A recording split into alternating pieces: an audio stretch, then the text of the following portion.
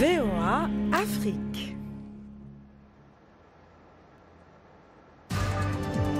Vent de panique chez Facebook suite aux révélations d'utilisation de données de millions d'abonnés par la société Cambridge Analytica pour influencer la dernière élection présidentielle américaine. Et l'Afrique doit-elle se méfier de Facebook? C'est le thème de cette nouvelle édition de Washington Forum. Suite à ce scandale, Raila Odinga, le principal opposant au Kenya, envisage de traduire Facebook en justice pour espionnage lors de la présidentielle de 2017. Mais à quel point Facebook peut-il influencer les processus politiques africains? Peut-on faire confiance à cette plateforme? Comment peut-on protéger ses données privées? Quel est l'avenir des réseaux sociaux sur le continent? Autant de questions que nous allons aborder dans Washington Forum.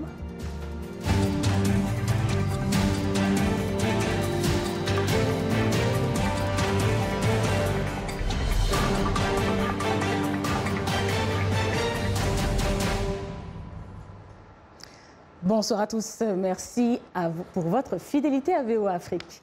Difficile d'éviter de parler de Facebook aujourd'hui. Le plus grand réseau social du monde traverse la plus grave crise de son histoire. Mais que lui reproche-t-on? Des précisions avec Dili Diko. Aux États-Unis et en Europe, les législateurs demandent des réponses. En Afrique, c'est le Kenya et le Nigeria qui exigent des enquêtes. Sur la toile, un mouvement Supprimer Facebook a été créé.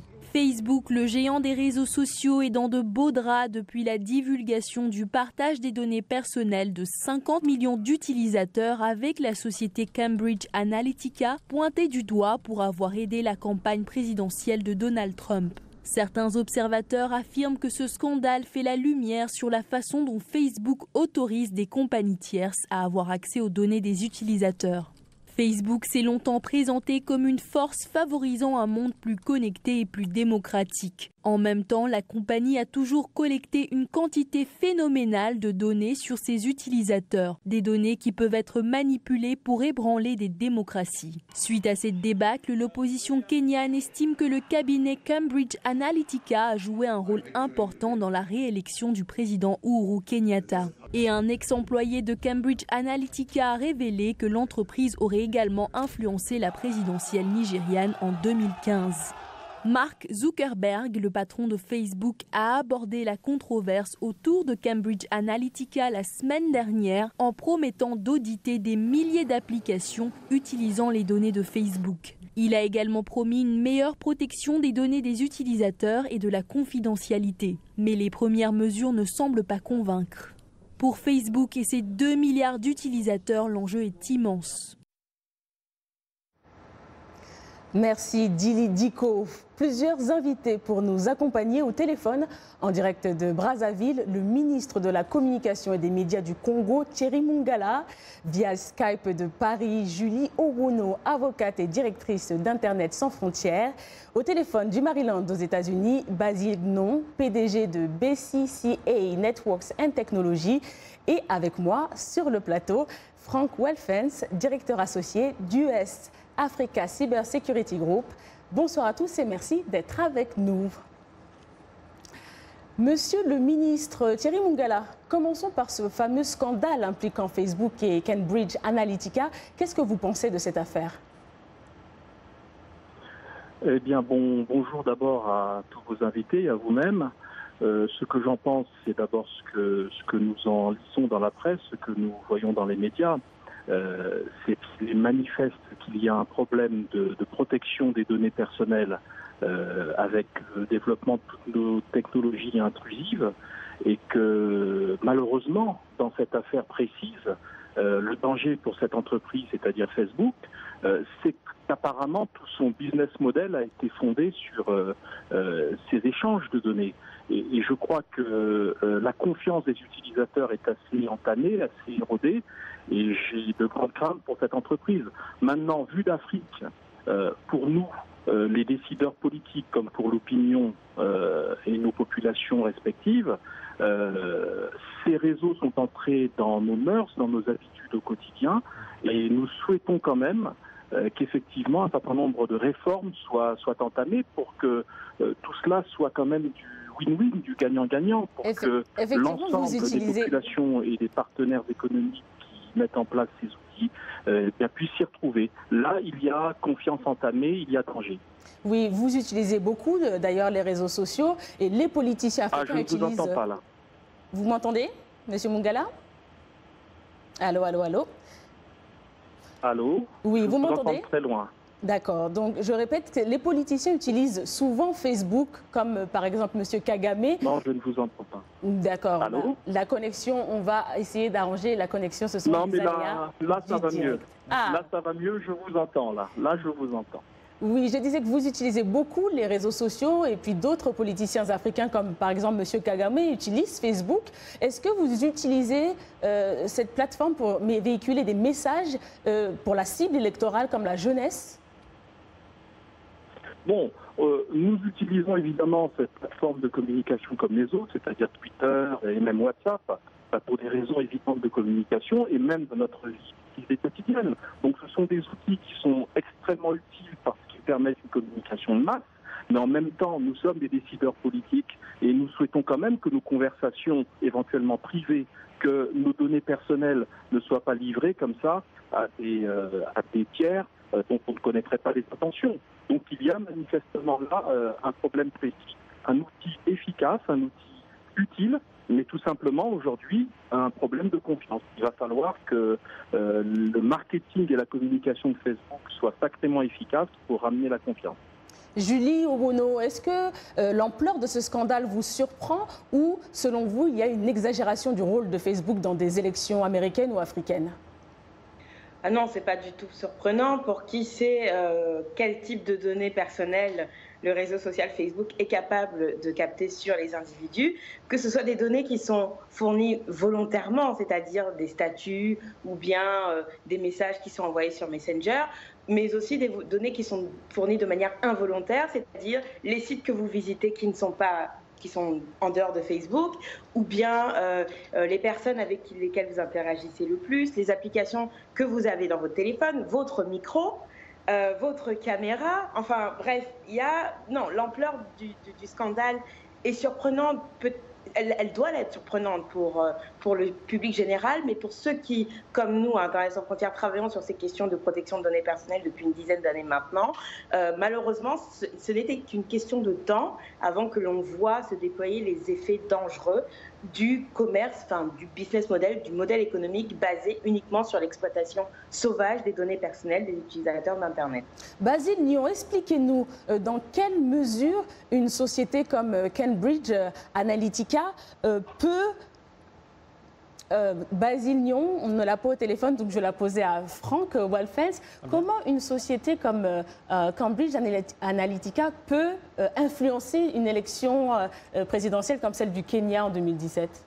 Écoutez, il faut comprendre que le service de Facebook, qui, comme le reportage l'avait mentionné, qui a plus de 2 milliards d'utilisateurs, donc permet en fait une entrée sur une population et permet de pouvoir passer des messages et pouvoir influencer certaines décisions. Donc des compagnies comme Cambridge Analytica profitent de ces données qu'ils reçoivent à travers leurs relations aussi avec Facebook.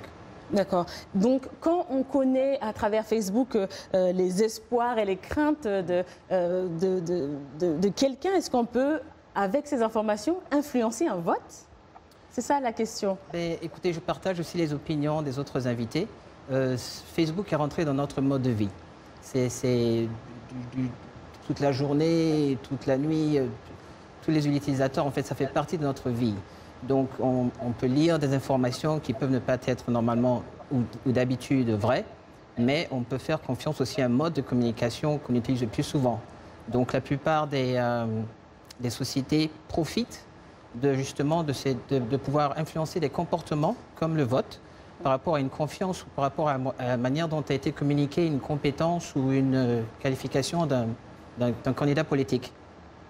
J'aimerais revenir sur l'attitude de Mark Zuckerberg, le créateur de Facebook. On a le sentiment qu'il a créé un monstre et qu'il lui échappe.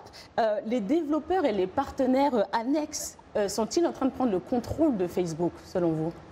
Écoutez, Facebook, depuis sa création, avec l'évolution de la technologie, l'évolution des choses, en fait, va devenir encore un plus grand monstre c'est très difficile de contrôler une machine quand elle est lancée.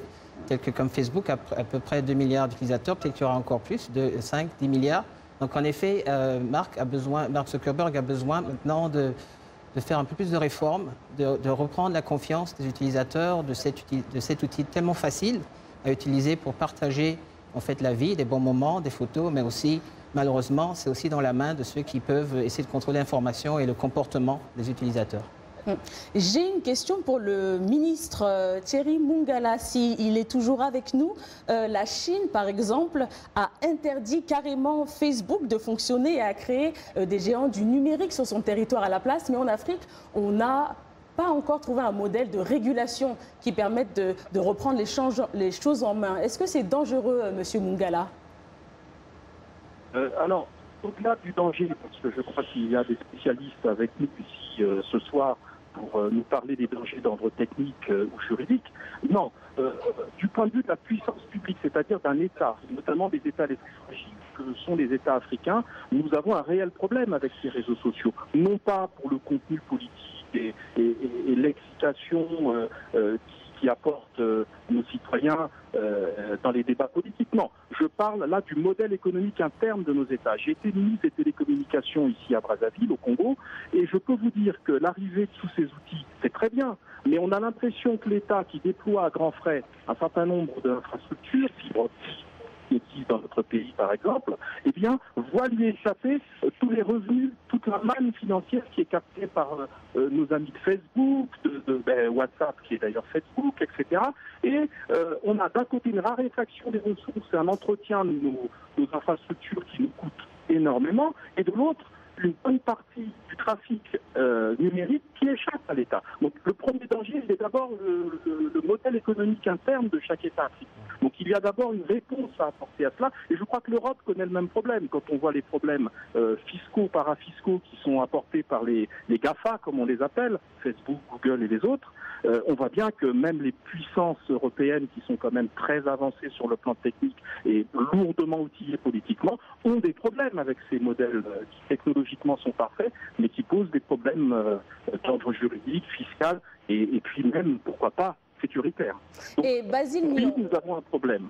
Effectivement. Basile Nyon, si on vous a au téléphone, dans le même temps, est-ce qu'en Afrique, le risque de trop de surveillance sur les réseaux sociaux pour voir le jour?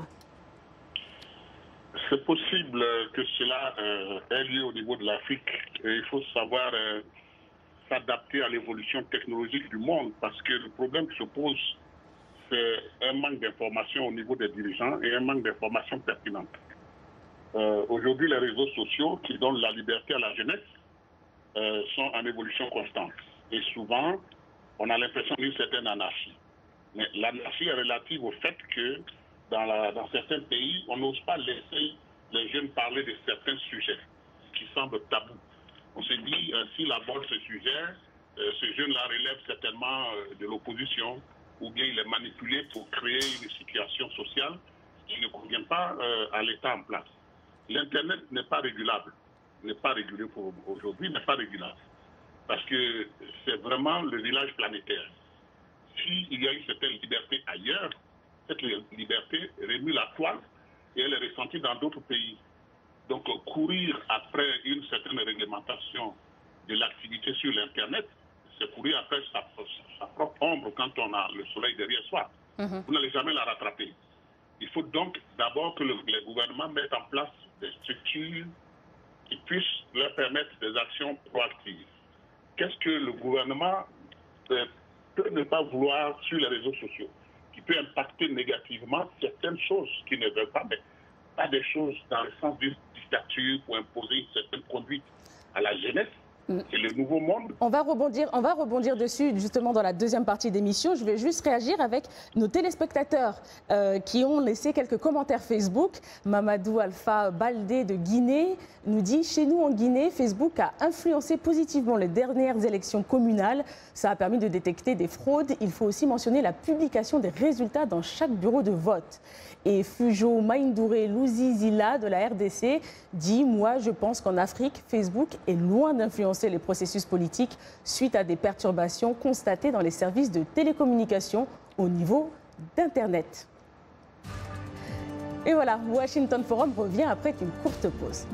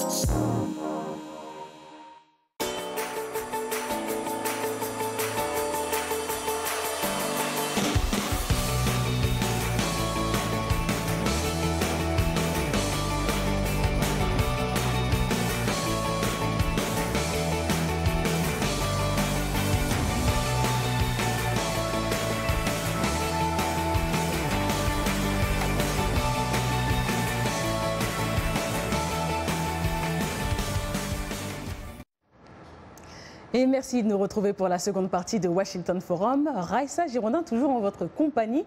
On est allé, et non, le journaliste Patrick Abenga est allé à la rencontre de passants dans les rues de Kinshasa pour leur poser quelques questions sur le numéro 1 des réseaux sociaux. Regardez. Oui, ce qu'il y a comme avantage, je retrouve mes anciens amis dont on a fait connaissance il y a longtemps, des amis de longue date. Il n'y avait pas de numéro, on s'est rencontrés là-bas. C'est un peu des avantages. C'est un lieu de rencontre, quoi. Mais ce que j'ai haï de Facebook, c'est qu'un ami a été insulté gravement au Facebook. Vous savez, quand vous publiez une photo et la personne qui vous voit peut facilement écrire de n'importe quoi sur vous. Et ce n'est pas pour des raisons comme celle-là que je m'étais décidé de quitter le Facebook. Ben oui, je suis utilisateur de Facebook, je me connecte souvent et tout. Mais pour faire confiance au Facebook, c'est un peu difficile parce qu'il y a certains de mes amis qui ont été piratés, d'où pour faire confiance c'est un peu difficile. Mais au moins, je suis un bon utilisateur de Facebook. Souvent, je me connecte pour causer avec mes frères et sœurs qui sont en Amérique ou quelque chose comme ça, pour faire des relations ou chercher des amis sur Facebook et tout. Il y a des amis dont on a piraté les comptes. Quelqu'un a piraté les comptes, il a commencé à échanger avec les amis, cet ami-là, même à publier des mauvaises photos sur les comptes d'une amie ou d'un ami. Mais ce n'est pas lui qui a publié et ça le met sérieusement mal à l'aise. Donc Facebook, ça permet vraiment des relations, mais c'est comme la science, elle a toujours de bons côtés et de mauvais côtés, quoi.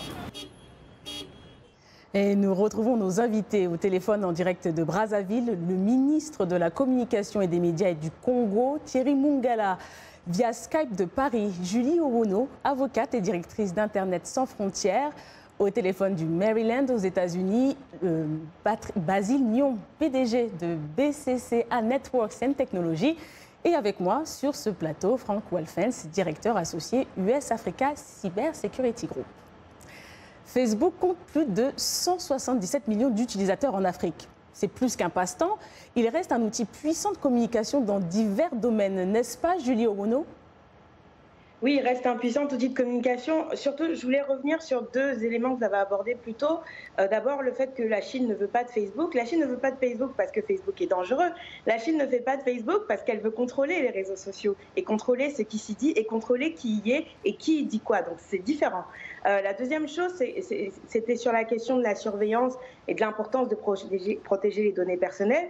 À Internet sans frontières, nous avons mené des enquêtes qui démontrent que oui, il y a des outils de surveillance du réseau de télécom et d'Internet en particulier en Afrique subsaharienne et que effectivement le manque de protection des données personnelles, et là ça devient, et c'est la responsabilité première évidemment des États, des gouvernements, nous en avons un représentant ici, mettre en place des lois qui sont suffisamment adaptées, suffisamment à jour pour répondre aux défis de la protection des données personnelles des citoyens. Maintenant, sur Facebook comme outil de communication, oui, et je pense que l'une des personnes interrogées dans le reportage, dans le micro-trottoir, a bien dit les choses, c'est-à-dire que oui, Facebook a permis des choses totalement inédites dans l'histoire de l'humanité, dans l'histoire des télécommunications. D'une part, nous ne serions pas là à parler s'il n'y avait pas le réseau sur lequel Facebook s'est développé, et d'autre part, oui, politiquement, ça a été un outil qui a été très utile aux sociétés civiles dans le monde. Ça, il ne faut pas l'oublier. Et je dis ça pour dire que le problème des données personnelles, ce n'est malheureusement pas propre à Facebook. C'est un problème pour Google, c'est un problème pour Amazon, c'est un problème pour les opérateurs de télécommunications en Afrique. Nous venons de publier une étude sur Orange au Sénégal et sur Safaricom au Kenya. Aucun des deux de ces opérateurs ne publie sa politique de confidentialité, c'est-à-dire sa politique de partage de données personnelles avec des tiers. Ça veut donc dire que des Cambridge Analytica, il y en a potentiellement des millions en Afrique subsaharienne. Et ça, c'est très inquiétant. Et donc, c'est pour ça que oui, il faut de la régulation, non seulement de la régulation étatique, mais bien sûr, les sociétés civiles comme la nôtre ou les citoyens doivent pouvoir demander des comptes à ces opérateurs et à ces entreprises telles que Facebook, Google et Amazon et réclamer leurs données personnelles. On va revenir justement sur les données personnelles dans une autre partie. Je voudrais poser au ministre Thierry Mungala cette question. Les autorités congolaises ont récupéré le terme de fake news utilisé par Donald Trump pour attirer l'attention sur les informations relayées sur cette plateforme. Est-ce que vous pouvez nous donner des explications ? Bon, d'abord, il faut savoir que, je rebondis sur les propos de M. Basile tout à l'heure, loin de moi en tant que gouvernant et responsable politique, l'idée de considérer qu'on puisse arrêter un océan, c'est-à-dire le déferlement d'Internet, par notre seule volonté. C'est pas le propos. Le propos est-ce que l'on peut assurer une régulation correcte, conforme aux intérêts des populations, aux intérêts des États, un outil qui semble échapper à son propre créateur. On parle de Facebook. Bon, pour le reste, vous voyez bien quand dans votre reportage, les citoyens interrogés sont mitigés. Ils reconnaissent le caractère formidable de l'outil qui a permis à des gens de se connecter d'un bout du monde à l'autre, mais en même temps, on relève les dangers, c'est-à-dire les éléments qui peuvent conduire à des drames personnels ou à des problèmes collectifs dans des États, que ce soit des problèmes électoraux ou des problèmes de paix civile. Donc, de notre point de vue, aujourd'hui, la question qui se pose est de savoir comment nous, nos faibles États, en Afrique centrale notamment, peuvent décider, au-delà de la directive qui a été prise il y a quelques années, j'étais à l'époque ministre des Télécoms, assurer une coordination effective qui permette à la fois la garantie de l'intérêt de l'État, parce que quand même nous avons investi dans des infrastructures, il faut qu'elles produisent, il faut qu'elles soient rentables, et deuxièmement, assurer la protection de la paix civile et des citoyens, et notamment contre la cybercriminalité qui explose en Afrique. Eh bien, nous, comme l'Europe, nous devons aller, et l'exemple européen est à mon avis assez typique, aller vers un règlement général, et non pas des directives qui doivent être appliquées de manière fractionnée pour chaque État, avec ses faiblesses ou ses qualités, mais plutôt ses faiblesses. Donc, c'est cette réponse commune africaine ou par sous-région qui devrait nous permettre de répondre à ces défis qui sont ceux d'aujourd'hui, c'est-à-dire une question de rapport de force. Vous n'avez pas mentionné... Vous n'avez pas mentionné dans les exemples la sanction que s'apprête à prendre la CNIL, c'est-à-dire l'autorité informatique et liberté en France, contre WhatsApp, qui est une filiale d'ailleurs de Facebook, parce qu'ils se sont aperçus fin 2017 que cette entreprise avait transféré clandestinement, sans obtenir l'accord des clients français, les données de ces clients français vers la maison mère aux États-Unis. Et il y a une procédure de sanction qui est en cours. Vous voyez que même les États les plus puissants, effectivement, sont victimes de ce rapport de force dont nous parlons. Donc, la réponse est d'abord une réponse globale. Merci. Je vais juste rebondir parce qu'on a des commentaires des téléspectateurs. Encore une fois, voici d'autres commentaires recueillis sur Facebook. On a un commentaire du Mali, d'Aruna Traoré. Facebook est un réseau social instructif parce que ça permet à beaucoup d'utilisateurs d'être au courant des actualités en Afrique, en Europe, dans les Amériques, en Asie. Mais les fake news nous causent des problèmes, ainsi que les hackers. Et de la RDC, Alphonse Boaki, cher fidèle auditeur, des secrets de défense militaire en Afrique, des secrets diplomatiques ne seront pas couverts avec cette défaillance des paramètres de confidentialité des réseaux sociaux. Julie Owono, suite au scandale Facebook, Facebook a tout de même dit vouloir changer ses menus de confidentialité pour plus de protection des données. Qu'en pensez-vous ? Je ne pense pas qu'on puisse faire croire Mark Zuckerberg sur parole. Il y a 6-7 ans à peu près, il disait à la BBC qu'il ne gardait aucune donnée personnelle sur ses utilisateurs. en tout cas sans leur demander. Aujourd'hui, on se rend compte que c'est complètement faux. Donc non, il ne faut pas croire Mark Zuckerberg sur parole, il faut que la pression continue, mais pas que sur Mark Zuckerberg. Je le redis encore une fois, parce que c'est vrai que c'est spectaculaire, c'est vrai, c'est Cambridge Analytica, mais il y a des choses encore plus graves qui se passent, qui continuent à se passer, qui continueront à se passer si on ne focus que sur finalement celui qui est le symptôme et non pas le véritable mal. Et en l'occurrence, j'insiste encore là-dessus, sur l'importance pour la puissance publique africaine, européenne, où qu'elle se trouve, de prendre les mesures nécessaires. On parle de Facebook aujourd'hui, mais il faut se rappeler qu'il y a 2 ans à peu près, Yahoo avait été accusé d'avoir autorisé le gouvernement américain, en particulier son agence de renseignement, la NSA, à avoir une porte dérobée dans ses serveurs pour pouvoir accéder à en gros, tous les emails potentiellement, et d'ailleurs ils l'ont fait, c'est 3 milliards d'emails qui auraient été ainsi à la disposition de la NSA. Donc, quand on se rappelle que beaucoup d'utilisateurs en Afrique subsaharienne utilisent les adresses en Yahoo, y compris des représentants de gouvernement, on se surprend qu'aujourd'hui, il n'y a encore eu aucune plainte, qu'aucun gouvernement n'ait demandé de compte au gouvernement américain, parce que c'est quand même très grave. Donc, c'est pas que Facebook. Facebook, c'est un symptôme, c'est un mal qui est en train de ronger ce bien commun qui est Internet, qui doit être utile à tous, qui appartient à tous. Mais c'est très intéressant, justement. Vous me donnez envie de rebondir avec Franck. Franck Wolfens, on voit en fait cette méfiance générale du côté donc, des politiques, des consommateurs. Qu'est-ce que vous préconisez aux gens qui utilisent des adresses e-mail, comme l'a dit Madame Owono, ou même, qu'est-ce que vous préconisez à Monsieur Mungala, qui est avec nous ce soir, Monsieur le ministre, comme hygiène sur le web? Mais oui, vous avez mentionné, il y a ce terme de la cyberhygiène ou de l'hygiène numérique. L'hygiène numérique, il faut vraiment prendre conscience. Et en fait, c'est personnel. Les choix d'adhérer à des services comme Facebook ou Twitter ou WhatsApp ou autres sont des choix personnels d'abord. Ce sont des services qui sont gratuits. Donc nous avons tendance à plus adhérer plus rapidement que de payer pour des services qui en fait donc, ont une responsabilité envers les utilisateurs pour ce service. Mais quand le service est en fait gratuit, il y a des dangers, il y a des risques. Donc en tant que consommateur, et c'est très important d'appliquer des règles et des conseils d'hygiène numérique. Donc changer son mot de passe, mettre à jour les logiciels des différents appareils. Vraiment être très conscient qu'en effet, c'est un choix, donc nous sommes à risque à tout moment. Et c'est donc très important du côté des consommateurs et aussi des acteurs politiques d'être conscients de cela. Basile Nyon, très rapidement, votre point de vue à ce sujet, qu'est-ce que vous conseillez aux téléspectateurs pour leur bonne hygiène sur les réseaux sociaux? Permettez-moi de saluer chaudement le ministre Thierry Mungala, que j'admire beaucoup.